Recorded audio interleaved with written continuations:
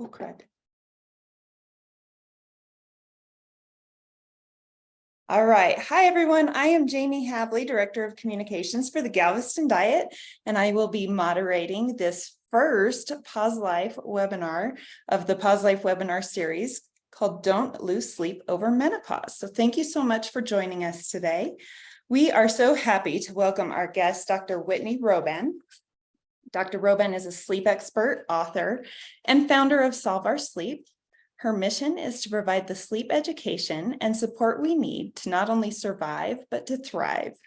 Dr. Roban's training and experience as a clinical psychologist paved the way to her success as a leading sleep expert. And Dr. Roban is the author of the award-winning Devin and Evan children's book series and the first ever school healthy sleep curriculum.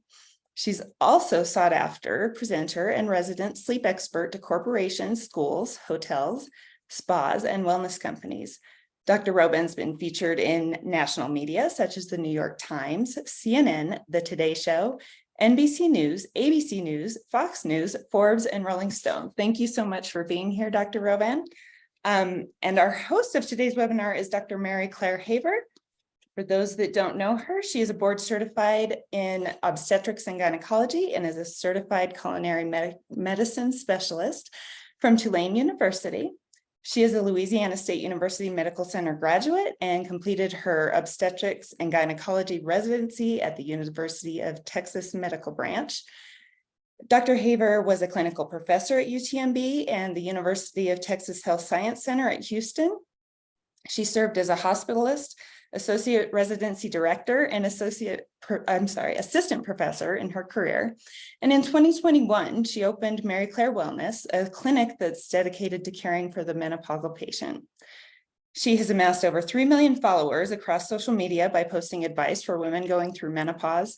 And she understands that menopause healthcare is in dire need of change and is proud to be leading the conversation.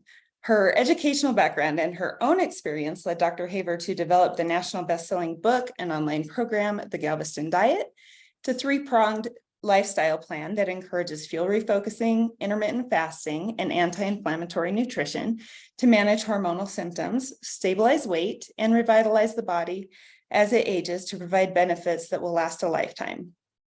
Dr. Haver is working on her second book, The New Menopause, which will be released in the spring of 2024. Doctors Haver and Roban will share with you a wealth of knowledge around all things sleep and menopause, or at least as much as we can fit into an hour. And we welcome you to please put your questions in the Q&A, and I will gather the most asked questions to present to the doctors at the end of the presentation.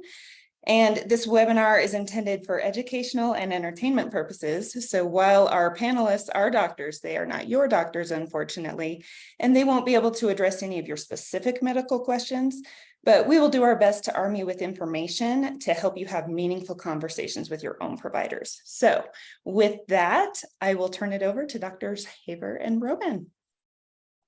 Well, I am so thrilled to have Dr. Roban here today because one of the biggest questions I get in my clinic, on social media, and biggest complaints and biggest symptoms of the menopause transition and postmenopause is the complete disruption of our sleep and then all of the ensuing health problems associated with that.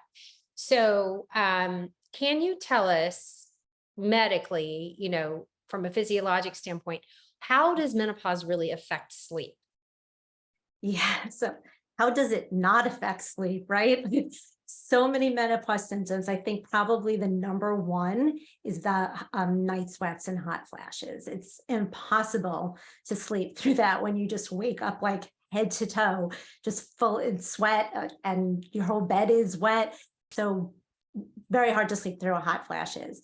The second thing I think that's really difficult are the mood changes and the increase in anxiety and depression. So I'm trained as a cognitive behavioral psychologist, and I work with cognitive behavioral treatments for insomnia and sleep issues, and anxiety and depression are such obstacles for getting good sleep. And then we also have physical things like heart palpitations, frequent urination at night. So there's so many aches and pains, the joint issues, the bone issues, right? On and on. So it's really, really difficult to get a good night's sleep, but not impossible. Okay. And how, I know that healthy sleep hygiene is a big part of getting good sleep. Can you talk a little bit about healthy sleep hygiene and what that really means? Yeah, that's probably what's talked about the most. So I probably won't go so in depth into that. But one thing I do like to mention about sleep hygiene, it's not just what we do before we go to bed. And that's what everybody focuses on, right? The routine. And I can talk a little bit about routine. I can, even if people want to hear my routine and what I do to get good sleep at night, but our sleep-wake cycles are circadian rhythms, a 24-hour sleep-wake cycle. So we really have to have our sleep hygiene from morning till night, what we do in a 24-hour period. So during my workshops, I always say, how many people, when their alarm goes off, hit snooze? Every hand goes up, right? That's That's not a good way to start the day. You're not going to get any extra sleep. You're not going to get any benefits. And the only thing you're going to get is late. So, and that starts off with stress, and your cortisol will go up. So we want to get out of bed, have something in the morning that you love that's going to motivate you. Like for me, I make this decaf vanilla latte. I don't drink caffeine every morning. And that's kind of my motivator to get out. Sunshine, fresh air, drink a glass of water, rehydrate from the night. That's a great way to start the day. And then we continue on with the other sleep hygiene that I'm sure people have heard, like no caffeine after lunch. It stays in your system for a lot longer than you realize. Before bed, 3 hours before bed, we don't want to be eating big meals. We don't want to do strenuous exercise. Stretching is okay. Stay away from the alcohol. I always say I'm such a buzzkill. What I say don't do is what everybody wants to do. And electronics, get those phones out of your hands and out of your room. And then on top of all of that, just a lot of, deep breathing and yoga stretches, reading a book. I always take a bath at night because of body temperature, because it increases your body temperature when you're in the bath. And then when you get out, your body temperature goes down. And we know that what that does is increase our melatonin production, which is what we want to happen before bed. One of the frustrations that my patients and followers have, and I can parallel what's happening with their sleep as what's happening with scale, though the scale represents many things, is that the things that they did 10 years ago that would ensure that they would be normal weight or that they would get good sleep don't work anymore. And it's just that, and they keep trying the same things over and over again. How do you address that with your patients? You really have to think about, well, one thing that happens with sleep is as we get older, our circadian rhythm changes and we tend to get tired earlier. So we have to kind of change our sleep-wake cycle. So, the 20s and what bar and club are we going to? And then when we had kids and we were raising our kids, everything was on focus on their schedule. Now you really have to start focusing on yourself and what's best for you. So staying up real late at night, like watching Netflix, I know after a long day, we want to do that. And did you hear the term revenge bedtime procrastination? Where you don't want to talk about that.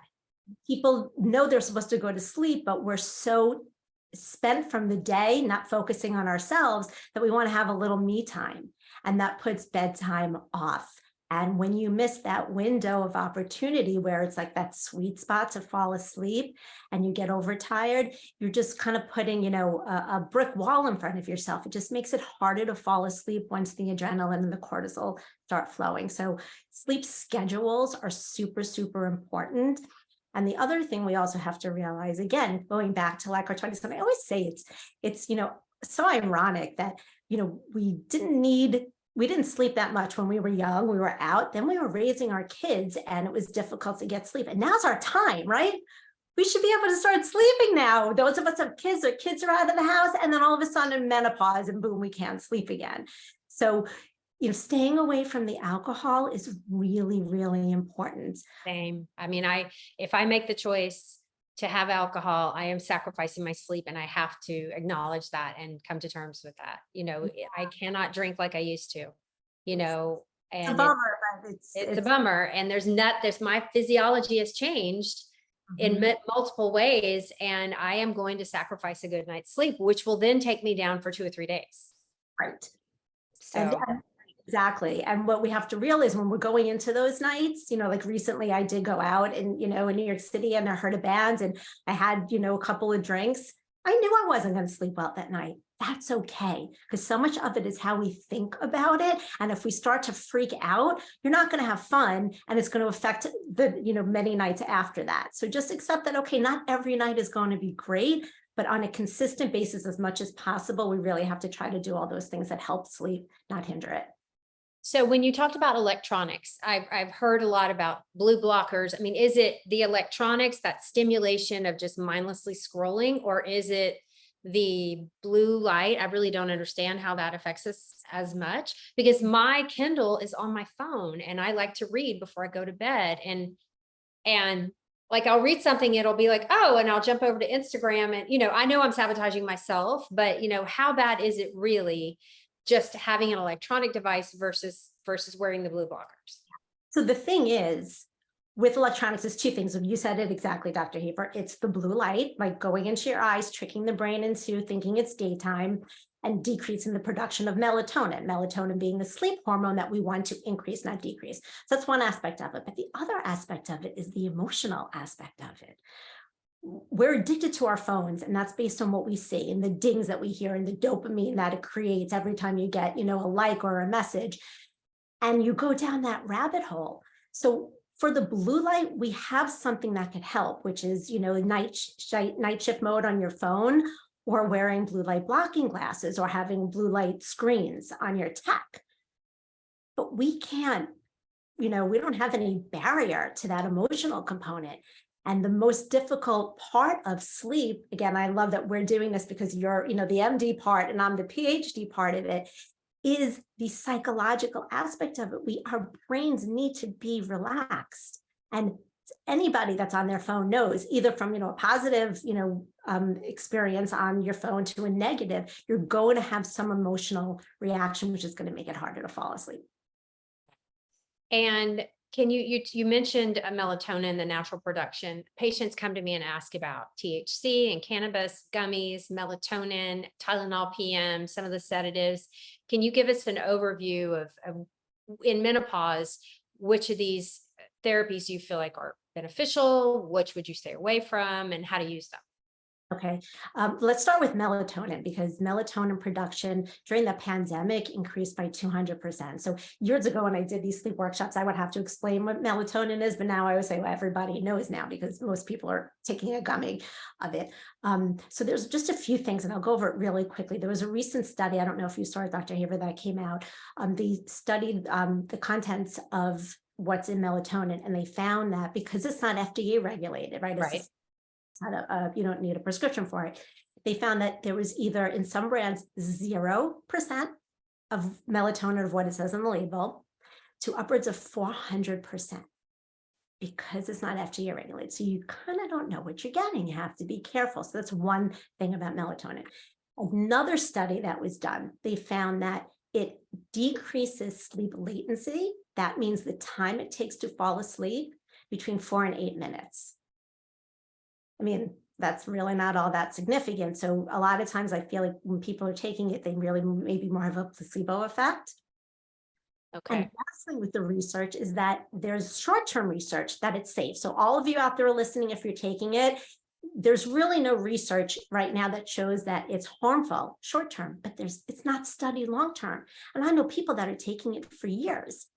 Also, it was meant for night shift workers and for jet lag. And now everybody's kind of taking it, and they're taking, if you go into your local drugstore, you'll see most bottles having 5 to 10 milligrams. Anything over 3, you could start to have side effects, not horrible ones, but headache, nausea, anxiety the next day, and also very vivid dreams and nightmares. And I see a lot of people in my workshops too, and I say that, they're like, oh, they're shaking their heads. That's why I've been having those crazy dreams. It could be from the melatonin. Okay. And can you talk a little bit about the other gummies that people are experimenting with, Yeah. depending on the state? So the cannabis. So there's also some research too. They found that non-regular cannabis users do report improvement in sleep with irregular use. However, the regular long-term users actually report worse sleep. You also, like most things, will need more as you get. It is addictive in that. Your body just gets used to it and wants needs more. Something else I had read recently that I found so interesting, I never knew about cannabis, is that like, here's your baseline. And a lot of people take it to lower anxiety, which would make sense for going to sleep. So, and some people it actually increases your anxiety. So you also have to be careful and know whether cannabis makes you anxious, and some people have panic attacks, or it calms you down. If it calms you down, your anxiety can go here, but when it cuts out of your system, some people's anxiety goes above baseline. So you're actually more anxious than you were before, and then you need more. So just have to kind of know your body, make sure you're taking the right, form of it, and that maybe you don't use it every night, so you could actually get some benefits.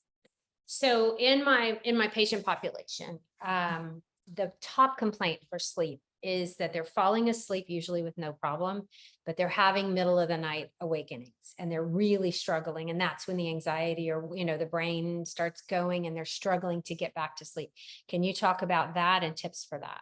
Yeah, sure. That's the exact same thing in my practice. That's what I hear too. A lot of people can fall asleep and then they just wake up and they don't know how to get back to sleep. So in my research that I've done, when I ask people, what do you do if you do have trouble falling asleep to help you fall asleep or to get yourself back to sleep? You know what the number one answer is? Nothing. They don't know.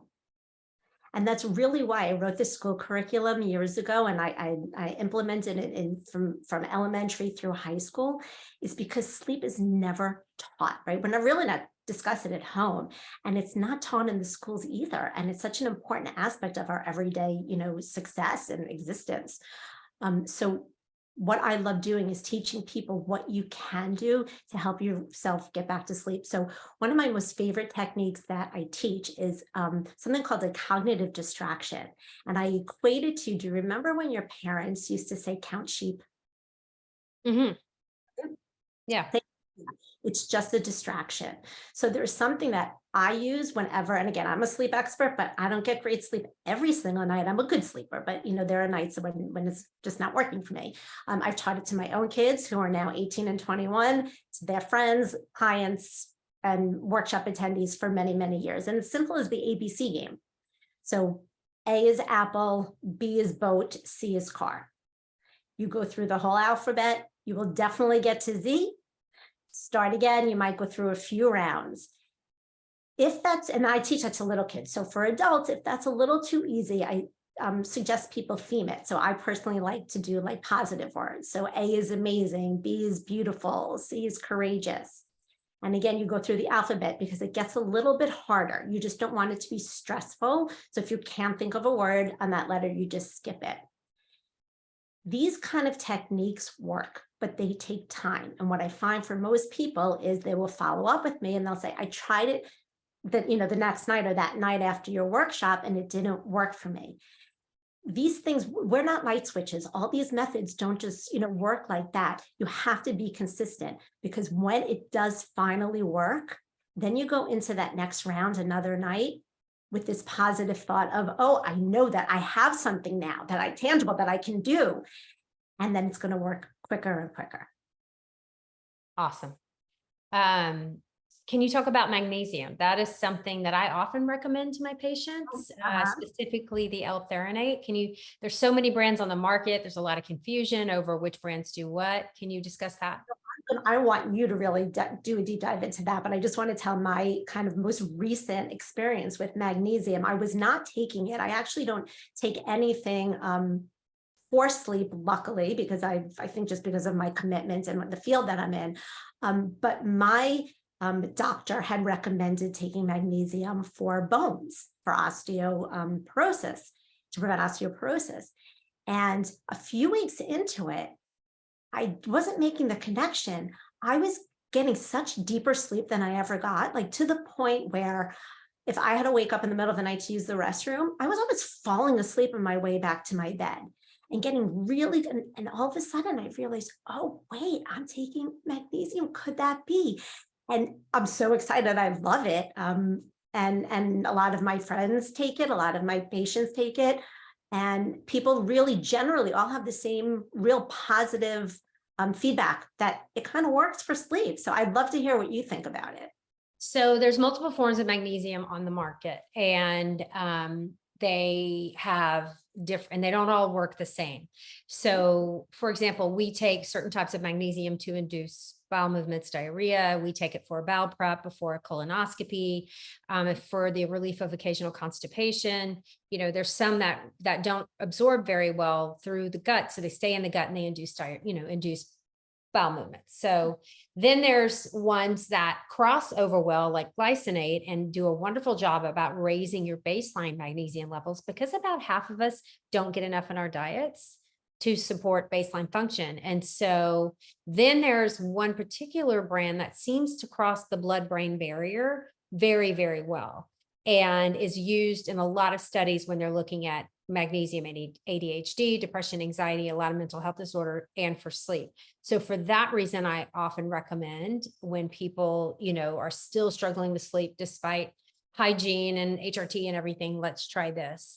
And, but they do report dreams. So I haven't done a study, but they are like, the dreams and vivid dreams, So, I have taken it for years, the LThenite, and it seems to be helpful. I just have found the right balance, as long as I avoid alcohol, that I'm really sleeping beautifully now. And it just, my cortisol level, it just makes everything better, How many milligrams do you take of that?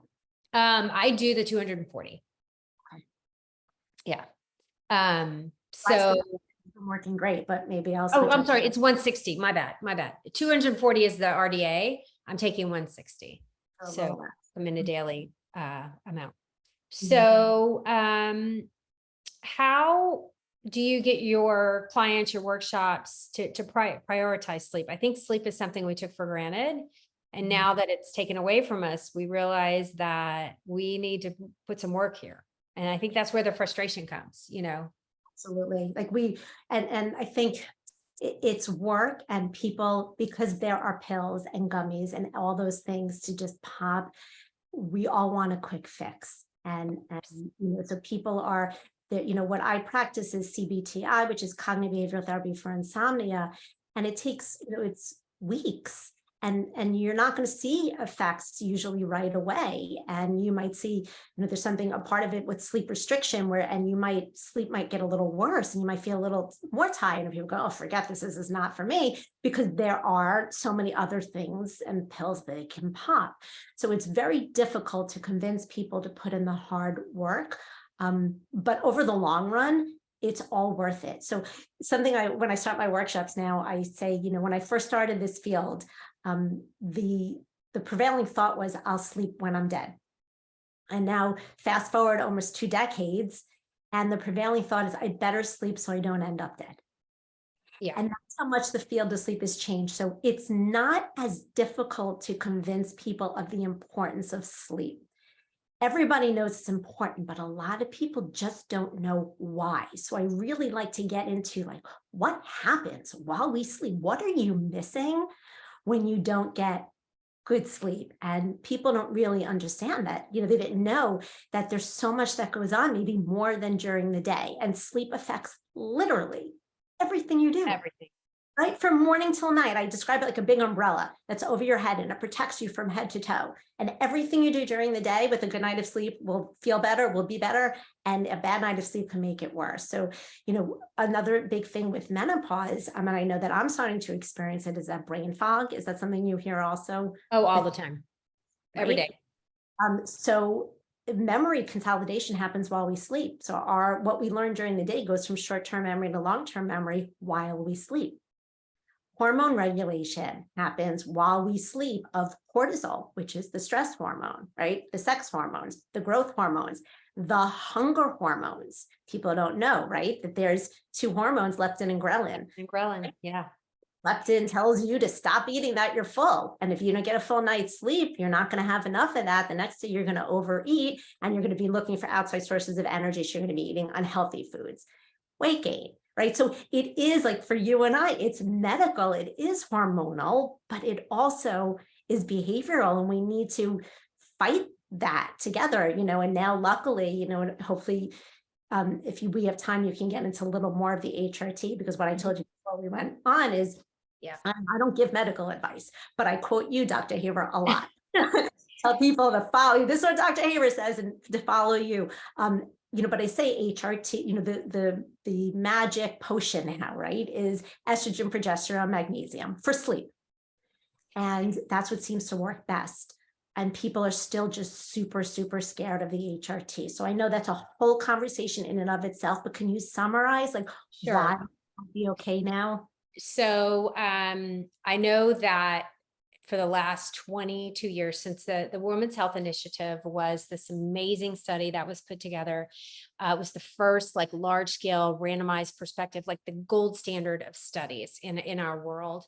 We had lots of observational data on women who were taking hormone replacement therapy, that they were having less heart attacks, less coronary artery disease, less Alzheimer's, less dementia, better bones, And so they said, okay, well, is it really that women who are exposed to hormone replacement therapy are higher socioeconomic, take better care of themselves, see the doctor more often? That's what's causing them to look healthier? Or is it really the medication? So this giant study gets put together, 27,000 women. And the main outcome was heart attack. Do they have cardiovascular disease? Is it going to decrease that risk? So they had women who were taking just estrogen and women who were taking estrogen and progesterone. The only two forms that were given to them were Premarin and Prempro, which were the main hormones that were being prescribed at the time. That was not that unusual. There was not a lot else on the market. Okay. And so there were 27,000 women in the study. Off they go. After year 5, they stopped the study with great fanfare. And the headlines that were released, they called a press conference in Washington, D.C. That just 2 of the main investors, the PIs, came out and ran this press conference. They left everyone else in the dark. They didn't even release the results of the study before they made this announcement that estrogen increased the risk of breast cancer by 25%. And it was a shot heard around my world, where at that point, 80% of hormone replacement therapy prescriptions stopped immediately that day, and no more were written, basically for the next 20 something years. So turns out that the average age of a woman in that study was 63 years old. And many of them were well on their way to cardiovascular disease when they were given estrogen replacement therapy. So here's what we know today. Okay, that study, the results were flawed. It's been relooked at. Estrogen alone, so if you've had hysterectomy, a Mirena IUD, you've had your uterus removed, or you were born without one, estrogen alone does not increase the risk of breast cancer. Okay, we can rule that out. Actually, it decreases it by about 20%. Okay. Estrogen plus progestin, and they specifically only looked at this one combination, conjugated equine estrogens plus medroxyprogesterone acetate, MPA. Okay. Those two together, there was an increased risk of breast cancer. It went from 4 out of 1,000 women per year to 5 out of 1,000 women per year. So that's the difference between absolute risk and relative risk. Okay. It's really, really different. So 1 woman out of 1,000. And what they found was, when you walked it back and looked at early, women who were treated in early menopause, in the first 5 to 7 years, no increased risk of breast cancer, even in the combined therapy.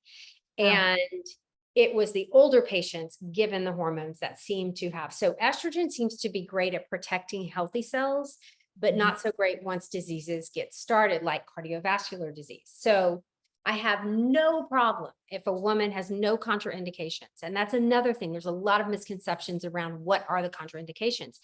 Hypertension is not a contraindication. A family history of breast cancer is not a contraindication. Wow, having active breast cancer might be a contraindication.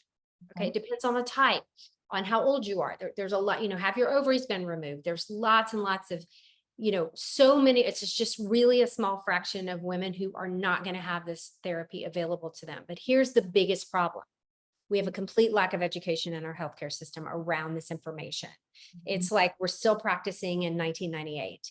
And that's the work I'm doing, is trying to make sure people understand and can make an informed decision for themselves. Not every woman's still going to choose hormone replacement therapy, but every woman deserves the conversation. That's amazing. Yeah, you just said some things that, even following you and listening to you, that I didn't even know. And is it the hormone replacement therapy, I think people think of it as just really for hot flashes, but does it cover like all different menopause symptoms? Right. So this is so great. So back also in 2002, hormone replacement therapy was really only prescribed and only recommended up until last year for the treatment of hot flashes, for the severe symptoms. And with that came disrupted sleep and bone density, like for, it's so preventative for osteoporosis and osteopenia. It also is protective of the genital urinary system. So, recurrent UTIs, vaginal atrophy, vaginal pain with intercourse, all of that. So, turns out that, the American Heart Association is huge on this. Women who start hormone replacement therapy young, so within 5 years of their menopause, will have a decreased risk of cardiovascular disease. And you are most likely to die of cardiovascular disease. You were 2 times more likely to die of Alzheimer's disease, for which there is no treatment. The only preventative medicine that works for women at this point is HRT, is estrogen. It's protective of the brain if given young enough. The problem is, again, the healthy cell hypothesis. If you have coronary artery disease or are on the Alzheimer or dementia pathway, this estrogen could make it worse. So we really have to get it started early on. It's protective for new onset depression in menopause. It's, so many things. It decreases the risk of belly fat accumulation, which is how most people end up in my office. And, they come for cosmetic weight loss, but they leave with a really comprehensive healthcare plan. That's amazing. Again, this is so much information that is just not readily available to the public. All you hear is breast cancer, it's bad, can cause breast cancer. And that's what their doctors are telling them. And they just, and it's the failure. It's not individual doctors just trying to be, not nice people or not, we are not doing a good job teaching our medical professionals anything about menopause. It is as if our value as patients stops the minute we decide we're not going to have kids anymore, and then they're done with us unless you have some tumor or something. And then, but you are, it just blows my mind. And even with HRT, you're much more likely to die of Alzheimer's than breast cancer. You have a 90% cure rate for breast cancer right now in this country. Right, and there is no cure for Alzheimer's. So, we look at risk and benefits. You really have to weigh all the options and not categorically dismiss a life-changing medication for the very small chance of breast cancer. Right. Very, very well said. Is there an age that you're supposed to stop it, or is it just no? So here's how I discuss it with my patients. If you have been on it and done well, and you have not developed any contraindications, and you want to stay on, I do not have a clear, compelling reason to take you off for your health. If taking you off will decrease your health. Right. And then you'll have all the menopause symptoms again. Right. Then you'll be in estrogen deprivation. So. And what do you feel about using antidepressants with that, or should HRT kind of cover the anxiety and mood disorder components? Maybe. For sleep, for hot flashes, viloxifene is decent at controlling hot flashes. So that is one of the options I use when someone has a contraindication to hormone replacement therapy. We talk about Neurontin, we talk about clonidine, we talk about viloxifene. Okay. 3 medications that work in the brain to decrease hot flashes. Nothing works better than estrogen, and estrogen should always be the first line therapy. And so now when you're layering in mental health, anxiety, depression, etc., maybe no one currently is recommending hormone replacement therapy as the primary treatment plan. Again, it seems to be preventative. Women on hormone replacement therapy have less menopausal anxiety and depression, especially if they start in perimenopause. Right. And so right now, the standard of care is start her on the traditional, SSRIs or SSNIs, whatever, she needs. But you might consider adding HRT if she's not doing well. Right. And I think in the next 10 years, that's going to flip. Right. That's what I was saying. Maybe it'll come to be that they'll start HRT. That'll be secondary. And the one drug that I hear the most that's being prescribed is trazodone. Oh my God. I mean, it is an addictive. I mean, sure, there's needs for trazodone in short-term extreme situations, but long, I mean, that is to me, that's malpractice, you Okay. know, to go there. In my workshops, when I do these menopause workshops, I'd say half the group is taking trazodone. It seems to be the popular drug, and no one's taking HRT. Not So, nobody. yeah, they wouldn't be in your most of them would not be in your, especially if this was new onset with perimenopause. If they, yeah, I have patients who are like, I've never slept well. I'm a lifelong terrible sleeper. Mhm. Oh, we had a question about naps. So I am a terrible napper. I cannot nap. I do not wake up refreshed. I wake up drugged. I look like it's like I'm hungover. Can you talk a little bit about napping and is it really helpful? Should you save all your sleep from night? Is a nap really worth it? Sure. So I'm not anti-nap. But if you are very well rested, you shouldn't need to nap. As you get older, people do need to nap. But during the menopause phase, if you're getting great sleep, I'm not a napper either, but I never feel the need to because I'm well rested. However, if you've had a bad night of sleep, naps are okay, but you have to follow these rules. One being it'd be 30 minutes or less. So you want to set an alarm. You Wow. don't Okay. cycle. So that might be, Dr. Haver, what happened to you. If you're sleeping later, longer than 30 minutes, and you start to go into your deep sleep cycle, and then you wake up, you're going to feel bad and groggy and a headache and that nausea. And you're like, why did I even nap? I feel worse than I did before my nap. So really, truly set an alarm. So it's 20 to 30 minutes and have all your naps end before 3 o'clock. Because what we want to do is preserve going to sleep about the same time every night. And so when you think of the whole sleep puzzle, sleep schedules and sleep routines are probably two of the most important. Yes, sleep hygiene, that's overall, but sleep schedule and sleep routines and the consistency within both are probably the most important things to do.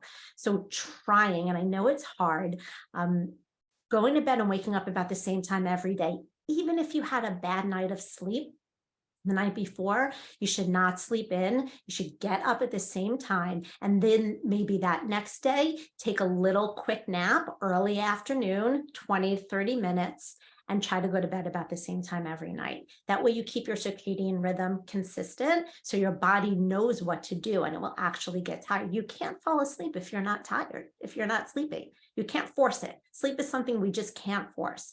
But we could have all these pieces of the puzzle fit in together and do all the right things so that we can end up falling asleep easier than we would if we wouldn't follow these rules. Okay. I'm reading the questions. So we've got about 20 minutes left. So make sure you get your questions in our Q&A. Jamie, what do you see? All right. Number one question. When do you take your magnesium? What time of day? So I take mine in the afternoon. I kind of have my little, well, when I get off of this, I will go mix up my collagen and my fiber drink. If you guys follow me, and then I'll make my little tub full of, I do my omegas, my turmeric and my magnesium. And so I don't sit there and chug all those pills at once. I just kind of take them over the next 2 hours or so throughout the afternoon. Anything we ingest goes through to the gut for processing, it gets slowly absorbed through the colon within 6 to 8 hours typically.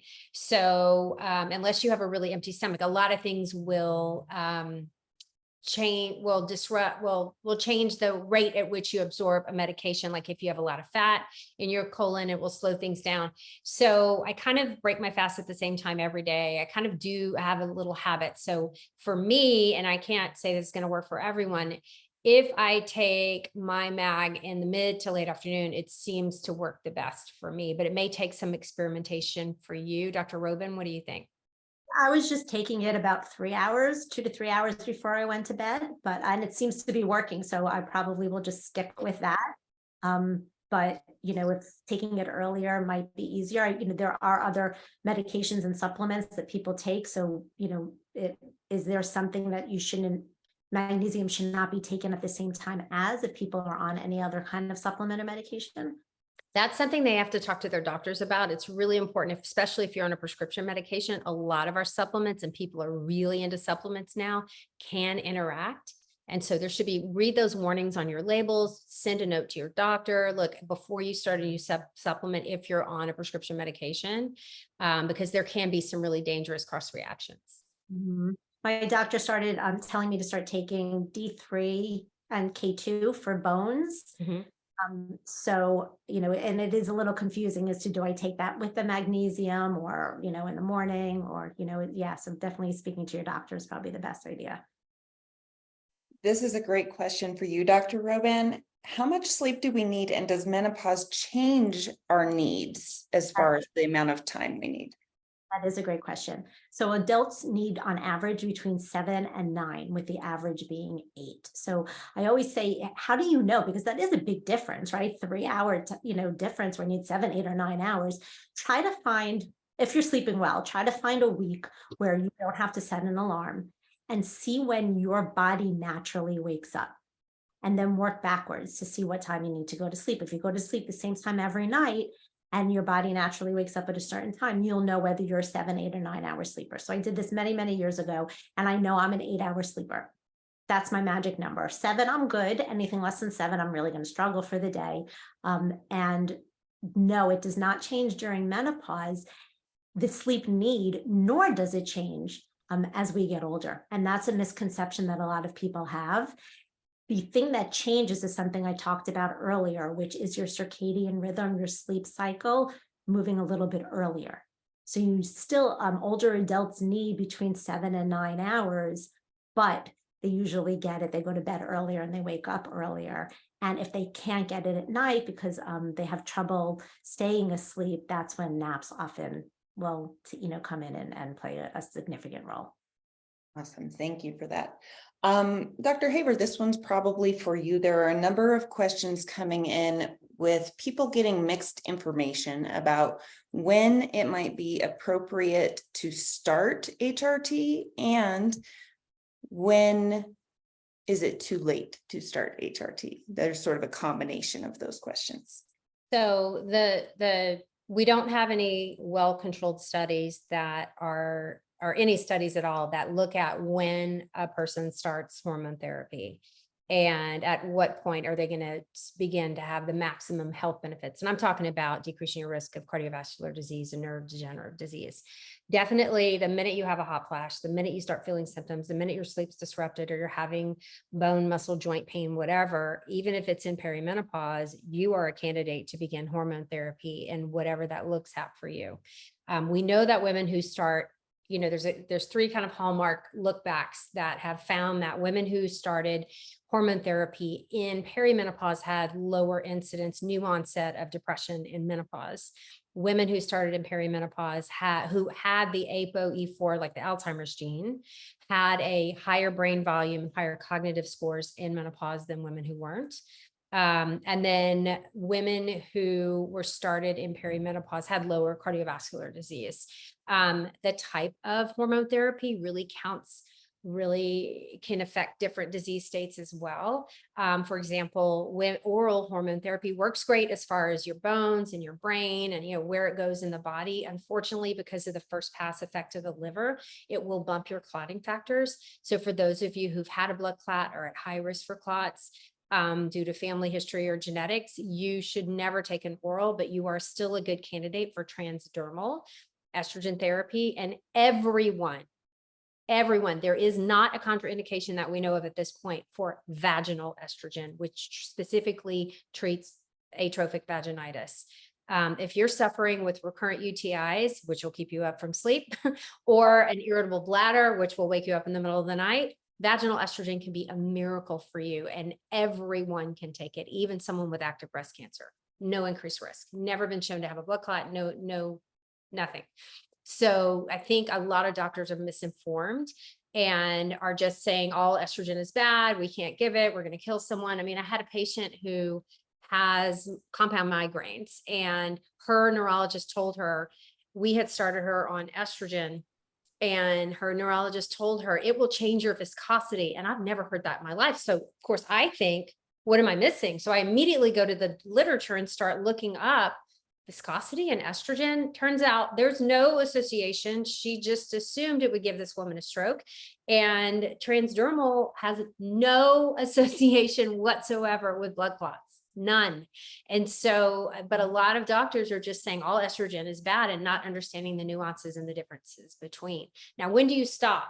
Good question. I mean, we talked about this a little bit, or when is it too late to start? Probably is a better question. That's the question. Yeah. So I really address it on a case-by-case basis with my patients. When we know there's benefit up until the age of 60 or within 10 years of menopause, when we're past that point when I'm just, this is one-on-one with a patient, we start talking about her individual risks, specifically Alzheimer's, dementia, and cardiovascular disease. I want them to get a calcium cardiac score. That is a scan of the heart where they can actually see the calcifications in plaques in the coronary arteries. If she has a high calcium score, she's probably not a good candidate for hormone therapy for estrogen in any form because of what it can do to the heart. It can make that disease process worse. If her calcium score looks good, I'm willing to do it if she is. And then do you keep checking the score? Well, I let their PCP manage that, but yes, I mean, however often they should be getting that score moving forward, then they should keep that going unless she develops a contraindication or she decides she doesn't want to do it anymore. Great. All right. This is maybe a double-pronged question. You can tag team off of one another. There is a bit of scattering of questions of people asking for those where maybe HRT is not an option or they choose not to use it. One, this one's probably for you, Dr. Haber. What can they do outside of HRT that could help with things like hot flashes, night sweats, etc.? And then for you, Dr. Robin, if you could add any products, some people were asking about like some of the cooling products, do they actually help? Maybe you can tag team that one a little bit for us. So when a woman has a contraindication to hormone replacement therapy, then we have to take it symptom by symptom. But let me back that up a little bit. When I give a patient a plan for menopause care, we talk about 5 things that are buckets that are so important. One is nutrition, where my background helps there. 2 is exercise. Now, I don't have any certification in personal training, but I can talk around the importance of resistance training, stretching, balance, and cardiovascular activity and how they each affect, your menopausal body. Number 3, we talk about sleep. How are they sleeping? Are we maximizing your sleep? Number 4, we talk about stress reduction, and number 5, finally, we talk about pharmacology, supplements, etc.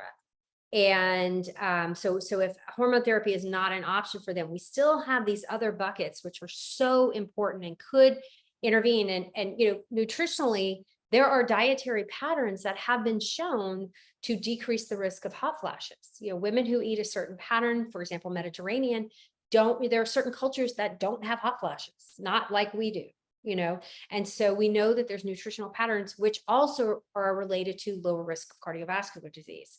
So, we can't forget how important all of these are. There are other pharmacological agents, I touched on them before, that help with hot flashes, other things that help to keep your bones strong, other things that can help to decrease the risk of UTIs, but estrogen is going to touch most of, is going to be the biggest Band-Aid that's going to cover the most things. So the one thing I have to say, thank you, Dr. Haber, for all that information. One thing I have to say, my top tip for women that are having hot flashes is turn that temperature in your room down. Freeze yourself out. I sleep with my room at 64 degrees. Everyone says to me, no way can I do that. Thousands of people have told me it doesn't cure hot flashes, but it has made a significant difference. Even if I don't have hot flashes, even if you don't have hot flashes. I have read that cooler rooms are better to sleep in. It's life-changing. And I have to say, I sleep during the day. I work from home and my house is 72 degrees. I'm cold. So generally my hands and feet are cold, but at night, take that hot bath. I journal, I do my yoga stretches, I spray my lavender spray, and I turn the temperature down to 64 degrees. And so many women say, well, my partner says they can't sleep. This is a medical issue. We're not playing around here. Get them fuzzy slippers, layers, get them a weighted blanket to sleep with. They can make themselves warmer, but once we are naked and all of our clothes are off and we're still sweating, there's nothing else we can do. So that's my biggest advice. Yes, cooling pajamas, bamboo is a great material, cotton, silk, those are all good. And then, you have the, mattress toppers with cooling. That could all work, but really the simplest thing to do is just, everybody tells me they sleep at their rooms between like at 72, 73 degrees, way, way, way too hot. And I have had those conversations where I'm like, what are you doing? Turn it down. One question that came in that was interesting was, is there an end date for menopause? As in, she's been having symptoms for about 15 years. What can she expect? Well, it depends on how you define menopause. I define menopause as from the day your period stops to the rest of your life, till you die. And so because the effects of that estrogen depletion are never going to go away. Okay. Now, if you define menopause by hot flashes, then it depends on the person. 4 years, 15 years, 17 years. It really, really is variable. You can expect for the bothersome hot flashes and night sweats to eventually dissipate, but it is really variable from person to person when that's going to happen.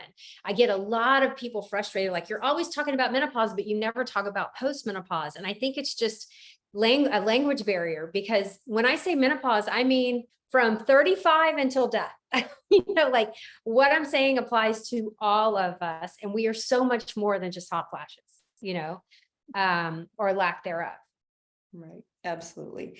Can you please speak? There's a few people asking, speak to the terminology of bioidentical hormones versus when we just say HRT, just maybe clarify some of that. So, when the WHI came out and women were just bereft, all their HRT was taken away. It really left an opportunity for some cottage industries to spring up because there weren't much commercially available formulations of estrogen and progesterone. A lot of practitioners turned to compounding through compound pharmacies to create prescriptions for their patients. The term body identical, which is what they use in Europe, or bioidentical here in the US, simply means that it is chemically identical in structure to what your body used to make. So that would be estradiol, mostly. That is what the ovaries made. Now, some compounding pharmacies are making things called biest and triest that have estrone and estriol. Those are bioidentical. However, estrone is what is converted from androgens in your fat cells. And is not super bioavailable or active. And then it's the main male source of estrogen in his body is estrone. And then estriol is what our placentas make for those of us who have babies, when in a pregnancy. And so why a doctor would give a woman a pregnancy or a fat storage hormone, I have no idea. And they've never been studied. They're not regulated by the FDA, and I would not use them. So body identical basically means, in my world, estradiol, what your ovary made. We're trying to give you something chemically identical. There's also things like ethinyl estradiol, which is synthetic. That is in what is in most birth control pills. Okay. There's a few estrogens out there, but that's the main one. Conjugated equine estrogens, which is Premarin, is basically several forms of estrogen that are extracted from the urine of pregnant males and mares, horses. And I have an ethical problem with what they do to the horses to get that. And I have wonderful ways to get estrogen to my patients. But what's happened in the compounding world is this kind of cottage industries saying that, oh, it's so much safer, it's better. Honestly, we don't know. There's no studies being done with all these other concoctions. So for me, and on my menopausal patients, almost 100%, because it's not quite 100% because not everything works for everyone. And sometimes I have to go out of the box. I am prescribing a regulated form of estradiol that has been tested. It is efficacious, safe. It's also very, very inexpensive. So, my patients can afford it. And progesterone, the bioidentical progesterone, the brand name is Prometrium, but it is oral micronized progesterone. It also can be helpful for sleep. So starting in perimenopause. So for my patients, you know, if they have a uterus, I'm giving them progesterone in the form of oral. I'm having them take it at night before they go to bed because it's a little bit sedating, and they'll sleep. The sedation will help with their sleep. And it's a kind of a natural way to do that. And so if my patient has had a hysterectomy and we start her on estradiol and she's doing great, but she's still struggling with sleep, I might add in that progestin so that we can maybe see if it will help her sleep at that point. The progesterone made a huge, I mean, I sleep through the night now. I used to be one of the people that woke up at 4 a.m. and couldn't get back to sleep. So huge difference for me. You can take progesterone without estrogen. You can't take. Yeah, you can't take estrogen without progesterone if you have a uterus, but everyone can take progesterone. Just remember that it's the progestin, not the estrogen, that's linked to breast cancer. Mhm. But it's really small. Very small. One last probably question to tie things up, and thank you everyone for all of these wonderful questions. There are so many and we wish we could get to all of them, but one last question that's come up in a couple of different ways. You mentioned the blue light. You know, somebody's like, watching TV helps me fall asleep. Other people are like, looking at my Kindle at 4 a.m. helps me get back to sleep. Thoughts on that, and if there's a better way that they might, I mean, you shared some tips for getting back to sleep, but how important is it to truly alleviate that blue light? Well, I always say, you know, the old saying, if it ain't broke, don't fix it, right? If you can watch TV when you're falling asleep or when you wake up and it gets you back to sleep, who am I to tell you not to do that? The whole goal is good quality and quantity of sleep. If you could read your Kindle and it's not too bright and you could fall back to sleep and that's what helps you, great, do it. For many people, those things are just too stimulating, not so much a Kindle, but a TV or your phone. So, you know, my recommendation is to not do it. Also, it's just nice to have techniques inside of you that you can do anywhere, right? You could sleep on a plane, at a hotel, wherever you are, and having these cognitive games that, you know, you can teach your family members, having a mindfulness, a yoga practice, a meditation practice. Those are all things that we can do on our own without any other help. So I say, try to use your help, yourself as a support first before you reach for outside ways to get to sleep. Perfect. Thank you so much. With that, we're going to wrap things up. For all of our attendees, first of all, thank you so much for being here. We really, really appreciate you being here, and with all of your lovely questions. Unfortunately, couldn't get to all 200 of them, but hopefully covered a broad band of what everybody was looking to learn. This will be recorded. If you registered and you are here, or registered and are not here, it will be recorded and shared with you in an email with a link to watch. And so with that said, Dr. Rowan, thank you so much for joining us for our very first Pause Life webinar. If you both will share with the audience how they can find you. Dr. Rowan, first, go ahead and share how people can find you after this. My website is salvoursleep.com, and all of my socials are at salvoursleep.com. So you can find me, I'm not .com, at salvoursleep on Instagram, Facebook, Twitter. So you can find me that way. My email is whitney@salvoursleep.com. So reach out anyway. I'm happy to answer future questions if we didn't get to them today.